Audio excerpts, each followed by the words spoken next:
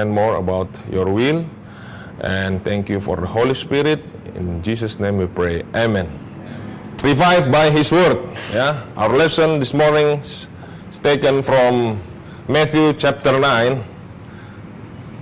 atau Matius pasal yang ke-9. I think all of us we have read already this chapter. But before that, I want to give a short introduction to the book of Matthew, Mark, John, and Luke.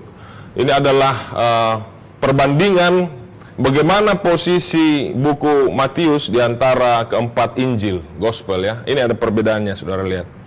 Kalau di Matius ya, Yesus Kristus dihadirkan sebagai Mesias ya. He presents as Messiah ya. Dalam buku Markus, Yesus ditampilkan sebagai servant atau hamba.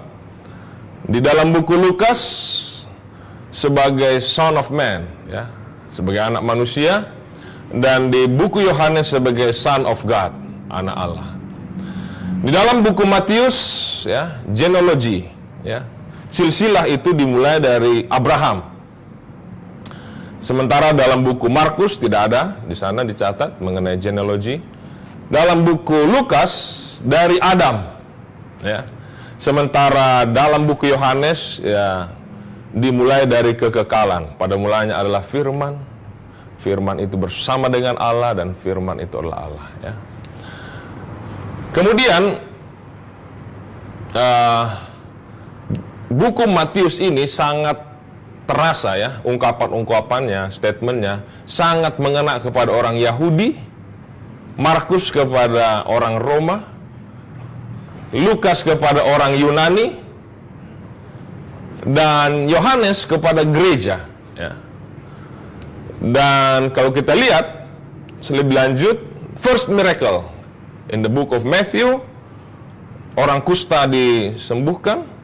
Dalam buku Markus, setan diusir. Demikian juga dalam buku Lukas. Dan di buku Yohanes, mujizat yang pertama dicatat adalah air berubah atau diubah menjadi anggur. Dalam buku Matius, diakhiri dengan kebangkitan Yesus. Dalam buku Markus juga kenaikan Yesus. Dalam buku Lukas, diakhiri dengan janji kepada Roh Kudus ya, akan datangnya Roh Kudus ya. Dan dalam buku Yohanes janji akan kedatangan yang kembali ya. Jadi stylenya dalam buku Matius ini adalah groupings. Bagaimana dengan tema-tema tertentu dikelompokkan. Kemudian dalam buku Markus itu hanya snapshot atau cuplikan. Kemudian dalam buku Lukas itu berupa naratif ya. Dan dalam Yohanes dia lebih kepada mystical ya. Baik, let us begin ya with Matthew 9 verse 1. Sesudah itu naiklah Yesus ke dalam perahu lalu menyeberang, kemudian sampailah ia ke kotanya sendiri ya. Saudara bisa duga mungkin apa yang dimaksud ke kotanya sendiri. Kota apa ini? Ya. Hah? Kota apa? Nazaret? Ya, kita lihat ya. Di sini Nazaret, tapi di sini dia lebih meluangkan banyak waktunya sepanjang 3,5 tahun pelayanannya ya. Yang meninggalkan Nazaret, ya Matius 4 ayat 13, dan diam di Kapernaum ya, di tepi danau di daerah Zebulon dan Naftali ya. Jadi dia di sini dia lebih lama di tepi danau Kapernaum ini. Di tempat inilah Yesus menghabiskan sebagian besar waktunya, sebabnya tempat ini disebut kotanya sendiri ya. Ya, his own city. Di sana, di kota Kapernaum, Yesus menyembuhkan anak pegawai istana dalam Yohanes 4 ayat yang ke-7. Ia menyembuhkan mertua Petrus, Matius 8 ayat 14. Dia menyembuhkan juga hamba perwira dan anak perempuan dari kepala rumah ibadat ya. Oke, ayat yang kedua. Maka dibawa oranglah kepadanya seorang lumpuh yang terbaring di tempat tidurnya. Ketika Yesus melihat iman mereka. Berkatalah ia kepada orang lumpuh itu, percayalah, hai anakku, dosamu sudah apa? Sudah diampuni. Ya. Ini ada beberapa detail yang tidak terlalu terlihat dalam Matius 9 ayat yang kedua. Namun yang saya mau garis bawahi di sini adalah bahwa iman itu dapat dilihat. Ya. Iman itu dapat dilihat sebagaimana juga ketidakpercayaan. Ya. Itulah sebabnya kita tidak dapat menyembunyikan satu apapun daripada Tuhan. Tuhan mengetahui setiap langkah kehidupan kita, apakah langkah iman atau langkah ketidakpercayaan. Ya.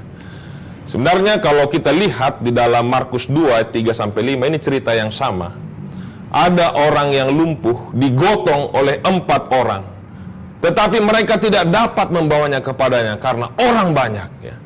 Tetapi oleh karena iman mereka begitu besar kepada Yesus, mereka membuka atap yang di atasnya. Sesudah terbuka, mereka menurunkan tilam. Tempat orang lumpuh itu terbaring. Ketika Yesus melihat iman mereka, ya. Iman mereka yang membawa orang lumpuh ini datang kepada Yesus.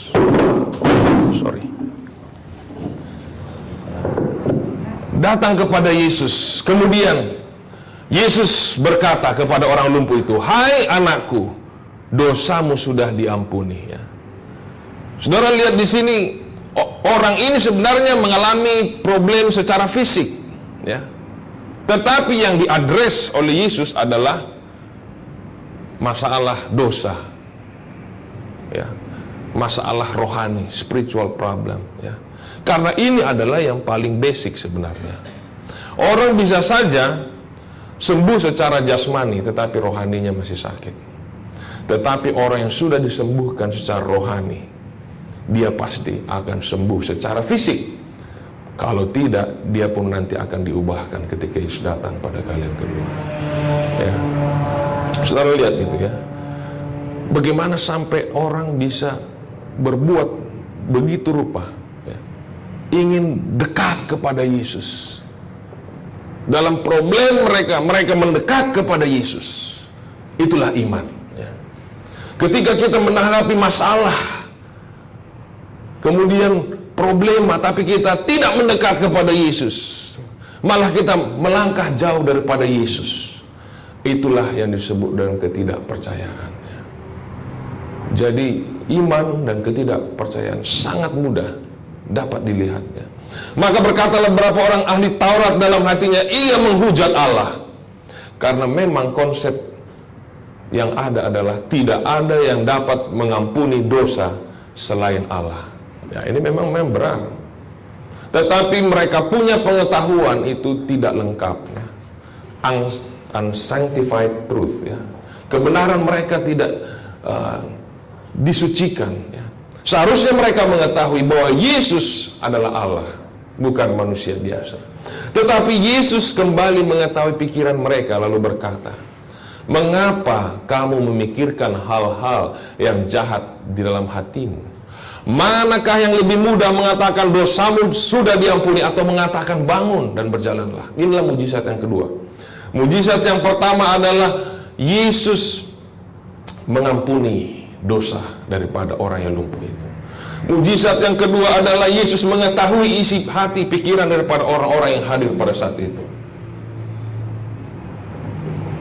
Dan yang ketiga, Yesus menyembuhkannya secara fisik. Di ayat yang ke-6, tetapi supaya kamu tahu bahwa di dunia ini anak manusia berkuasa mengampuni dosa. Lalu berkatalah ia kepada orang lumpuh itu, bangunlah, angkatlah tempat tidurmu, dan pulanglah ke rumahmu. Nah, inilah saudaraku, betapa hati orang yang lumpuh itu dipenuhi sukacita. Dia bisa kembali normal, sehat, pulang ke rumahnya dengan suatu keadaan yang sudah dipulihkan, ya. Dia pulang, dan bukan hanya itu, orang banyak melihat itu takut dan memuliakan Allah. yang telah memberikan kuasa sedemikian itu kepada manusia, memuliakan Allah, exousia dalam bahasa Yunaninya dikatakan, complete authority to act in God's stead as if God himself doing the work. Ketika orang melihat mujizat penyembuhan itu, orang banyak itu mulai taat, takluk, obey, takwa kepada Tuhan. Apa yang difirmankan Tuhan lebih dituruti, ya. Mereka memuliakan Tuhan karena kuasanya dinyatakan di tengah-tengah mereka. Setelah Yesus pergi dari situ, ia melihat seorang bernama Matius duduk di rumah cukai. Lalu ia berkata kepadanya, ikutlah aku. Maka berdirilah Matius lalu mengikut dia. Matius ini seorang yang dibenci oleh orang Israel oleh karena dia profesinya pemungut cukai, ya. Pemungut cukai, dia mengambil pajak, dan setelah akhir tahun dia setorkan sejumlah yang sudah disepakati, sisanya dia bisa ambil, ya. Tetapi dia mengikut Yesus, ya. Ini adalah puncak dari dua mujizat sebelumnya, yaitu menyembuhkan orang yang sakit kusta, menyembuhkan yang lumpuh, dan yang ketiga menyembuhkan seorang yang mencintai akan kita katakanlah harta kekayaan dunia. Dia seorang pemungut cukai, dia memegang lisensi dari Roma, dan setelah memungut cukai pada akhir tahun dia menyetor kepada pemerintahan Roma dan menyimpan kelebihannya. Tapi dia tidak pikirkan itu, saudaraku. Dia tinggalkan semua itu. Yesus pergi keluar, ia melihat seorang pemungut cukai yang bernama Lewi, ini dalam buku Lukas, sedang duduk di rumah cukai. Yesus berkata kepadanya, ikut aku. Berdirilah Lewi dan meninggalkan segala sesuatu, lalu mengikut dia. Ini mujizat juga, saudaraku. Yesus memberikan nama baru, ya. Lewi adalah family name, namanya adalah Matius, gift of God, ya. Karunia Tuhan. Dia meninggalkan semuanya, meninggalkan manusia lama, ya. Dalam grammar Greek dikatakan aorist participle. He was continuously following him, ya. Continuously, terus menerus mengikuti dia. Ia tinggalkan satu usaha yang menguntungkan dan berpisah dari Herodes, dari kekuasaan Roma. Bahkan semua masa depan yang dijanjikan kerajaan Roma dia tinggalkan. Saudaraku, kalau pemungut cukai itu seperti franchise, kalau kita katakan mesin pencetak uang. Kalau saudara punya pom bensin aja 1 atau 2, itu franchise yang nggak pernah rugi, saudaraku. Berapa yang masuk habis, berapa yang masuk habis, tinggal ngutip uang. Ini adalah mesin uang, saudaraku, yang dia tinggalkan oleh karena mengikut Yesus, ya. Dan dia memiliki shorthand skills, ya. Pada zaman Greece Roman, salah satu skill, ya, bagi orang-orang yang ingin bekerja adalah shorthand writer, ya, atau tachygraphos, ya, mencatat dengan cepat. Matius memiliki keahlian ini sehingga dapat menulis khotbah di atas bukit, ya, secara verbatim, ya, secara detail, seperti juga Tertius, ya. Ini dalam kitab Mazmur 45 ayat 1 dikatakan, my heart is inditing a good matter. I speak of the things which I have made touching the king. My tongue is the pen of a ready writer. Jadi itu dikatakan juga sebagai shorthand writer, ya, steno, ya. Kalau di orang sekretaris itu katakan steno. Cepat sekali menulisnya. Dan ada juga orang-orang profesional pada saat itu yang menulis manuskrip dalam Alkitab ini, yang secara khusus ditulis dalam Roma 16 ayat 22, Tertius, dalam 1 Korintus 1, Sostenes, dalam 2 Korintus 1, Timotius, ya, demikian juga Filipi, Kolose, 2 Tesalonika, Silvanus, dalam buku Filemon, kembali Timotius, dan 1 Petrus, Silvanus. Mereka inilah yang mencatat, ya, setiap kata-kata daripada penulis atau rasul-rasul pada zaman dahulu. Kemudian ketika Yesus makan di rumah Matius, ini lebih menarik saudaraku.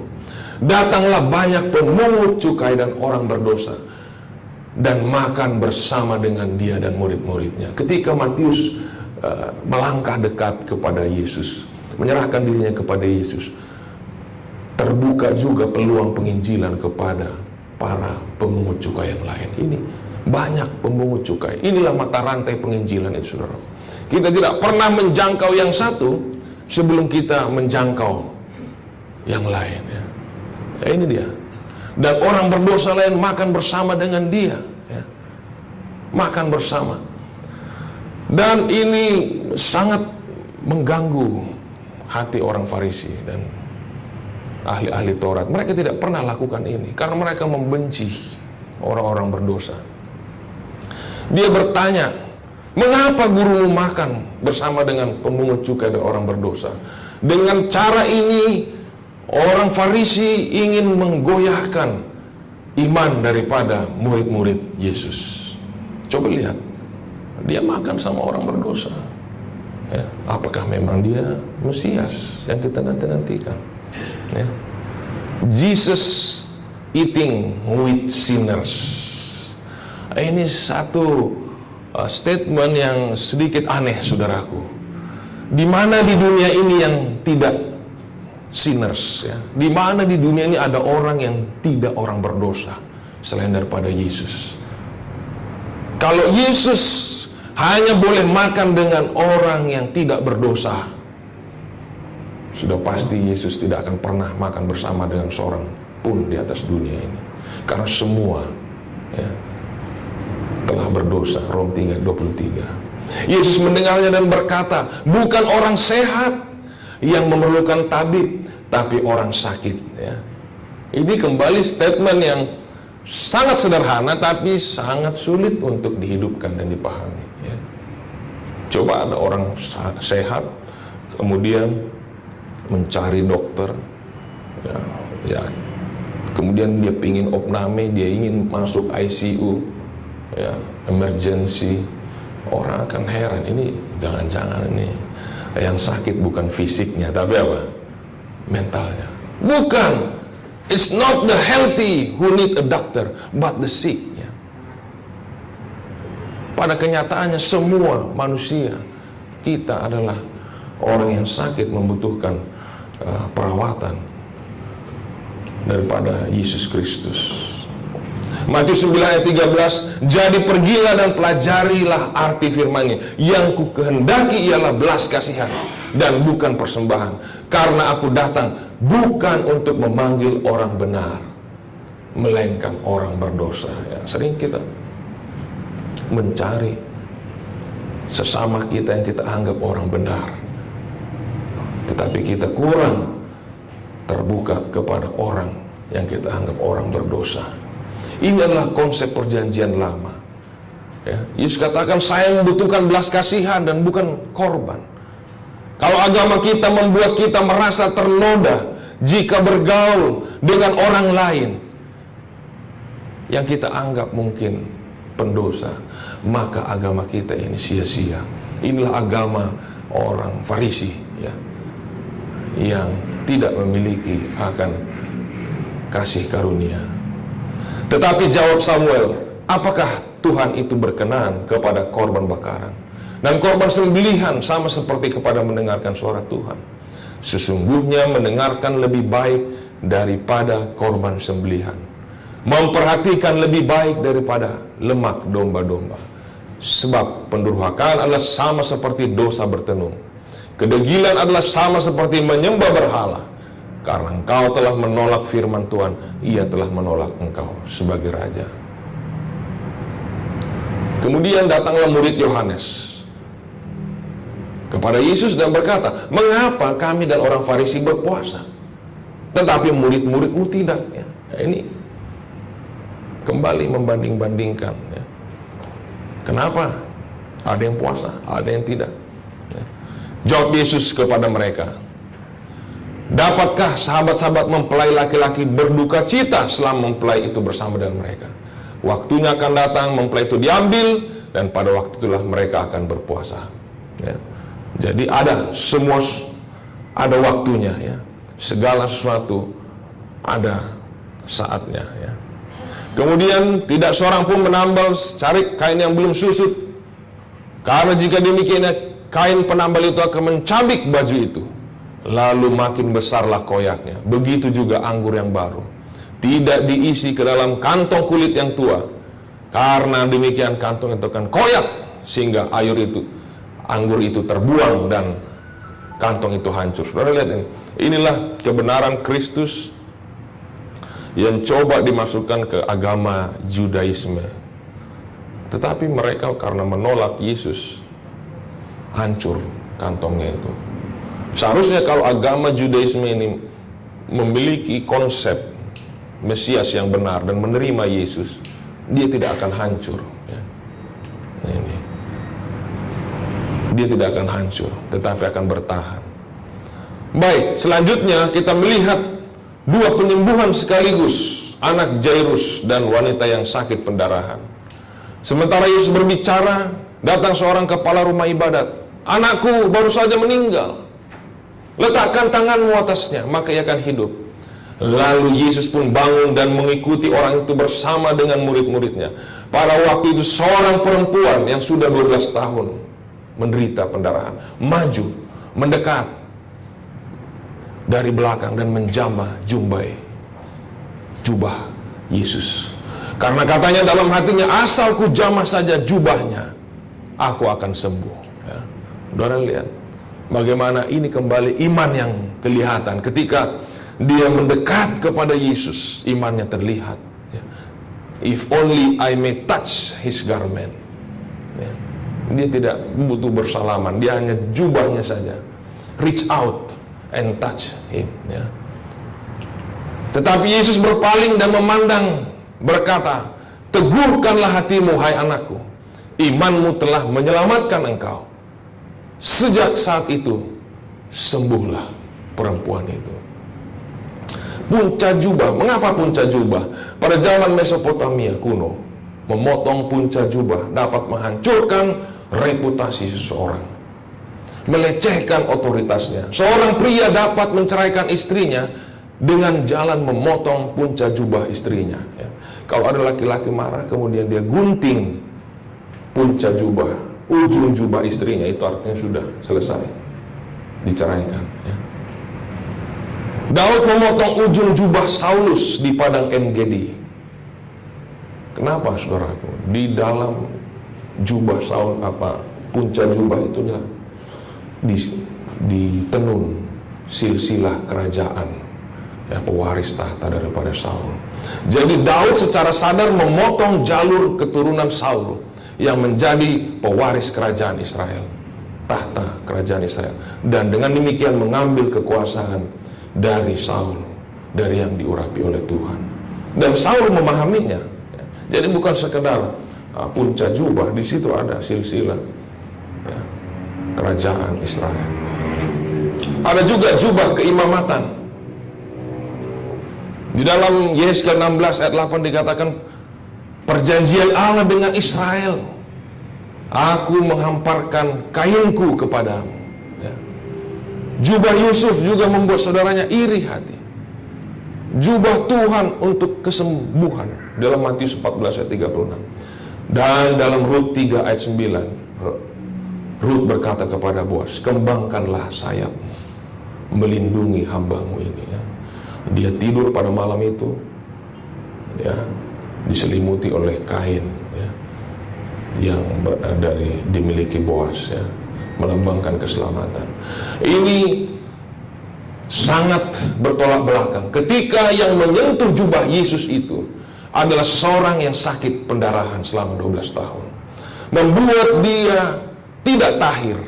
Karena di dalam Imamat 15 ayat 19, segala yang disentuh oleh orang yang penyakit pendarahan itu tidak tahir.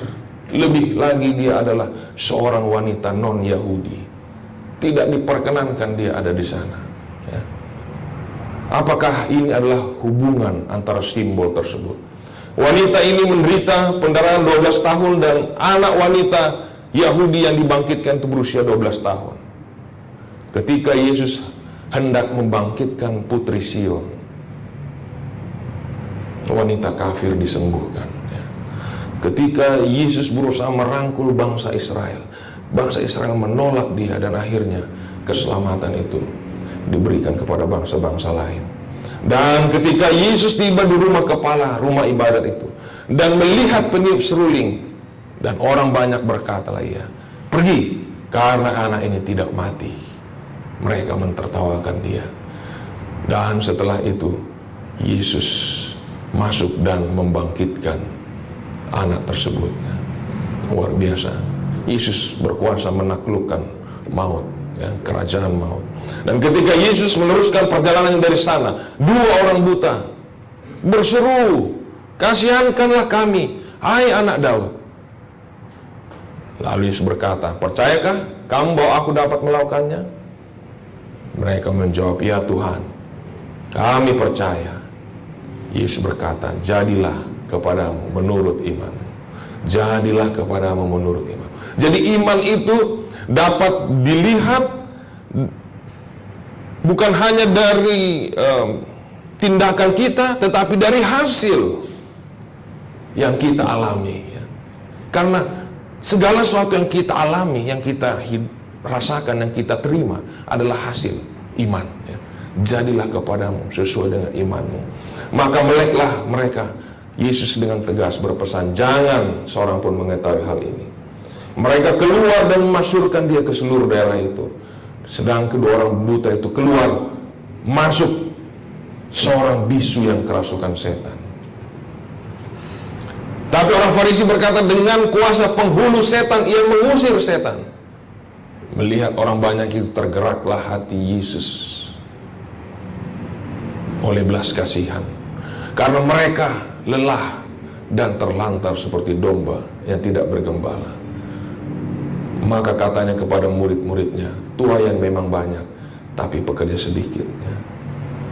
Saudara, kita kembali sedikit ke ayat 34, dikatakan dengan kuasa penghulu setan dia mengusir setan. Kenapa, saudaraku?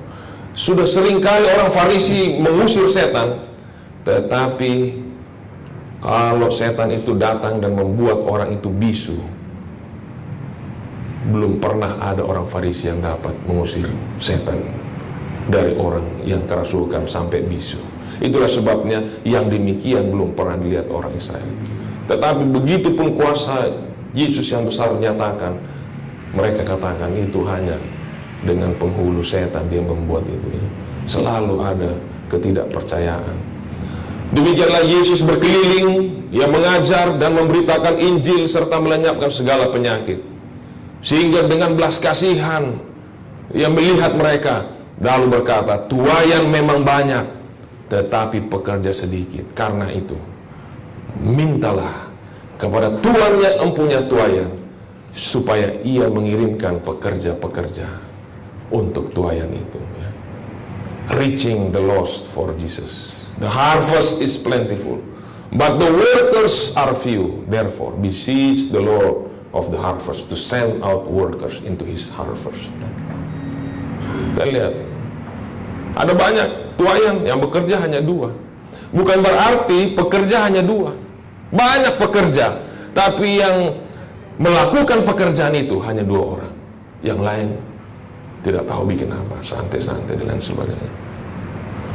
Dalam khotbahnya yang pertama, dia mengumumkan bahwa dia memiliki roh Tuhan yang akan menyatakan dengan menyembuhkan dan menolong orang banyak. Yesaya menjanjikan bahwa kerajaan Allah akan tiba, di mana yang buta akan melihat, yang lumpuh akan berjalan. Jadi Yesus mengkhotbahkan siapa dia, apa yang akan dia lakukan pada awal ministrinya. Dan khotbahnya ini dibuktikan di dalam Matius 8 dan 9. Inilah the 10 powerful miracles proof that Jesus is King of the Jews. Kita lihat ada 10 ini kredensi atau kurikulum vitae Yesus. Dia berkuasa atas penyakit, atas kusta, lumpuh, demam, berkuasa atas alam, setan, dosa, kematian, kegelapan, dan kerasukan. Nah, ini groupings dia, digrupkan, dikelompokkan di pasal 8 dan pasal yang ke-9. Banyak jiwa yang siap dituai dan menerima kebenaran, namun pekerja sedikit. Ya. Ada banyak orang Saduki pada waktu itu. Mereka sangat rohani, Farisi, imam-imam, ahli Taurat yang menghafalkan ayat-ayat firman Tuhan. Dihormati, orang banyak menghormati mereka. Namun hanya sedikit yang melakukan pekerjaan itu, yang langsung menyentuh kepada problem daripada orang-orang yang disebutkan tadi, yang dilayani oleh Yesus. Saat ini juga banyak pendeta, evangelis, misionaris, anggota, namun hanya sedikit yang melakukan pekerjaan yang harus dilakukan. Ya. Now is the time to harvest, but do I see the harvest? There is an urgency about harvesting. Do I make this a priority in my life? Do I make this? Saya baru kembali dari Kediri, saudaraku. Wah, anggota bercerita bagaimana ada banyak jiwa pendeta sebenarnya, tapi sepertinya aduh kurang ini pendeta, kurang semangat gembala kami. Saudaraku, sedih mendengarnya, saudaraku. Ada 6 titik. Ya, berapa jiwa? Satu, kira-kira 1. Nah, ini saudaraku ya. Padahal banyak yang belajar firman Tuhan. Ya. Ketika kami tanya di tempat kami, itu ada berapa? Di 1 titik, 2. Saya ajak ketua jemaat, pendetanya sekolah di UNAI, S2. Saya bilang kita lawat.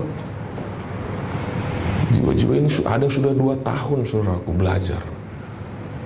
Hanya membuang 1 kebimbangan, mungkin 1-2 pertanyaan terjawab, mereka bisa ambil keputusan. Kita lawan. Akhirnya tambah lagi 5 jiwa, saudara. Akhirnya total 15 dan 2 lagi sahabat ini jadi 17. Saudara. Ya. Kurang di-touch. Banyak pekerja, tapi sedikit yang melakukan pekerjaan itu. Ya. Sehingga banyak panen yang tidak dapat dituai. I feel sad, ini Ellen White menuliskan dalam Roh Nubuat. I feel sad to see so few that have any real burden for their fellow men who are in darkness. Let not any truly converted soul settle down as a careless idler in the master vineyard. Ya. Saya sempat berbincang sama ketua jemaat itu, Pak Haryanto namanya. Ya memang beginilah Pak, sistem gereja kita memang agak sedikit perbedaan. Kalau di gereja Advent ini sama, you pelihara jemaat 500 sama jemaat 10-15 orang sama itu gajinya per poin. Ya. Jadi jangankan mencari yang baru, ya. Memelihara yang sudah ada pun sudah mulai enggak serius, karena semakin sedikit semakin ringan tugasnya, tidak ada pengurangan dalam salary.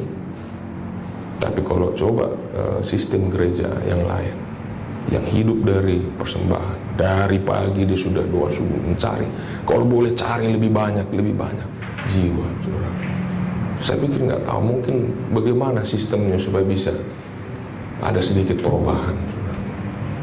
Ada sedikit perubahan agar memang beban untuk mencari jiwa-jiwa ini boleh benar-benar ada dalam setiap pekerja, sehingga bukan tuayan banyak pekerja sedikit, tuayan banyak pekerja juga banyak. Are you a laborer? Apakah kita pekerja? Ini nasihat dalam Counsels on Stewardship halaman 249. Though the laborers are few, nothing is gained by sacrificing health and life. There are many feeble, warm workmen who feel deeply distressed when they see how much there is to be done and how little they can do. Ada banyak yang oleh karena melihat tuayan banyak terpancing bekerja, overwork, workaholic, mengorbankan kesehatan. Ini tidak dianjurkan oleh Nyonya White. Bukan kita bekerja sendiri, tapi doakan supaya yang empunya tuayan mengirimkan lebih banyak apa? Pekerja, kerja bersama-sama, kerja secara tim, agar pekerjaan cepat selesai. Semoga doa kita dijawab. Lebih banyak lagi pekerja yang berbeban untuk mencari jiwa. Pekerjaan Tuhan lekas selesai. Tuhan datang menjemput kita masuk dalam kerajaannya. Tuhan memberkati.